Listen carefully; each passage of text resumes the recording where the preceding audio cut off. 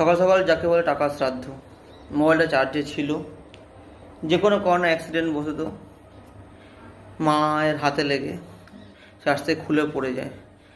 আর পড়ে যাওয়ার পরের যেমন দেখতে পাচ্ছ আইফোন 11 এর এই ব্যাক প্যানেল দেখতে পাচ্ছ, এই যে ক্র্যাক, শুধু এইটুকুই ক্র্যাক নয়, আরও দেখাচ্ছি, দেখা যাচ্ছে হয়তো এই যে কাঁচের যেখানে হালকা দেখা যাচ্ছে, এটা পুরো এই যে এরকম করে ভালো দেখা যাবে, পুরো কাঁচ এখান থেকে এতটা পুরো ফেটে গেছে রীতিমতো।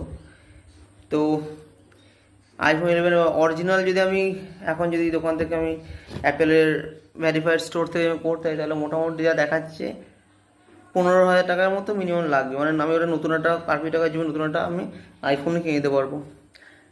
যাই হোক, আমি দোকান লোকাল শপ থেকে একটা অর্ডার করলাম ব্যাক প্যানেল, সো ওরা বললো সব মিলিয়ে 450-এর মধ্যে হয়ে যাবে। আর ফ্লিপকার্টে দেখলাম ব্যাক প্যানেলের দাম হচ্ছে 250 টাকা থেকে। তাহলে যে আইফোন 11 মোটামুটি 2019-এর এটা ভ্যারিয়েন্ট, এত টাকা খরচ করে মানে হয় না, বরং আর কটা দিন যাক, আমি বরং এটা কাউকে দিয়ে আমি নতুন একটা আইফোন একটা কিনে নেবো, আইফোন 13 14 কিনে নেবো।